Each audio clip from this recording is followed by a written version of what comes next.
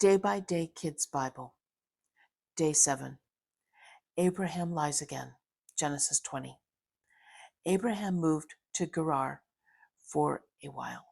He told people there that his wife Sarah was his sister. So the king brought Sarah to his palace. He planned to make her his wife. But God came to the king one night in a dream. God said to the king, "You are in big trouble. Sarah is already married." "Abraham told me she was his sister," said the king. "I didn't mean to do anything wrong." "I know," said God. "Now give Sarah back to Abraham. If you don't, you and your family will die." The king called his leaders together early the next morning. He told them about his dream. They were very scared. Then the king called for Abraham. "Why did you do this to me?" asked the king. "I thought you would kill me," said Abraham. "That way you could have Sarah as to be your wife." But the king gave Abraham king Then the king gave Abraham sheep and cows and servants. He gave Sarah back to Abraham too. The king said, "Live wherever you want to live in my land." Then the king spoke to Sarah. "I was wrong to bring you to my palace," he said. So I will give 1,000 pieces of silver to Abraham. This will make up for the wrong I did. Genesis 21. God kept his promise to Sarah. She and Abraham had a son, even though they were old. The baby came just when God said it would. Abraham named the baby Isaac. Abraham was 100 years old when Isaac was born. "God has let me laugh," said Sarah. "Anyone who hears about this will laugh and be happy too." Who would have thought Abraham and I would have a child? But I had a baby boy for old Abraham. One day, Abraham had a party for Isaac, but Ishmael, Hagar's son, made fun of Isaac. So Sarah told Abraham, "Get rid of Hagar and Ishmael. I don't want Ishmael to get anything that belongs to Isaac." So Abraham was upset because Ishmael was his son too. But God said, "Don't be upset. Listen to Sarah.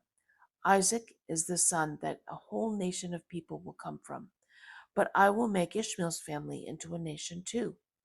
So early the next day, Abraham gave Hagar some food. She gave her some water in a bag made of animal skins. Then he sent Hagar and Ishmael away. Hagar carried the food and water on her shoulders. She and Ishmael went off into the desert.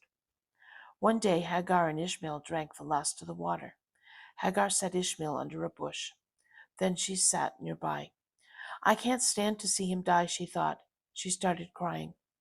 Ishmael was crying too. God heard him. God's angel called out, "What's wrong, Hagar? Don't be scared. God hears Ishmael crying. Go hold his hand. Tell him to get up. I'm going to make his family into a big nation." Then God let Hagar see a well of water. She filled her bag with water. She gave Ishmael a drink. So God watched over Ishmael. Ishmael grew up in the desert. He was good at using a bow and arrow. He married a woman from Egypt. Now the king of Gerar spoke to Abraham. "I know God takes care of you," he said. "I have been kind to you, so promise that you will be kind to me." "I promise," said Abraham, "but your servants took one of my wells." "I didn't know that," said the king. "I don't know who did it." So Abraham and the king made a deal. Abraham took 7 lambs to the king. "I'm giving you these lambs," said Abraham. "This shows I'm telling the truth. I dug this well." Then the king went home. Abraham planted a tree there and worshipped God. He lived in that land for a long time. Genesis 22. One day God gave Abraham a test. God called Abraham. "I'm here," said Abraham. "Isaac is your only son," God said. "He is the son you love. Take him to the land of Moriah. I will show you a mountain. Put Isaac on an altar. He will be a gift you give me on the altar." So the next morning Abraham got up early. He put a saddle on his donkey. He cut wood to put on the altar. Then he took Isaac and 2 servants, and they left. They traveled for 2 days. The next day, Abraham looked out over the land. He saw the place where God wanted him to go. So Abraham told his servants, "Keep the donkey here. Isaac and I will go worship. Then we'll come back." Isaac carried the wood, and Abraham carried the fire and the knife for the gift. They would give a gift to God on the altar. Abraham and Isaac walked on together. "Father," said Isaac. "Yes," said Abraham. "We have wood," said Isaac. "We can make fire. But where is the lamb for the altar?" "God will give it to us," said Abraham, and they walked on. At last they came to the place God told Abraham about. Abraham piled up stones to make an altar. He put the wood on it. Then he put Isaac on the wood on the altar. Isaac would be the gift on the altar. But God's angel called out, "Abraham." "I'm here," said Abraham. "Take Isaac off the altar," he said. "Now I know God is the most important one to you. You were going to obey God. You were going to give him your only son."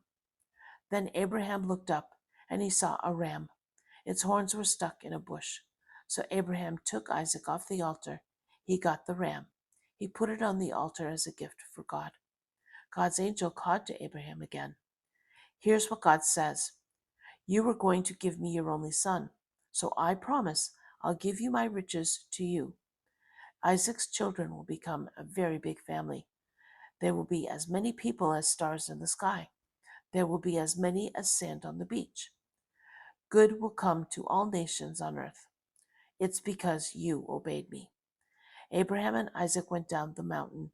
The servants were waiting for them. Then they all went home.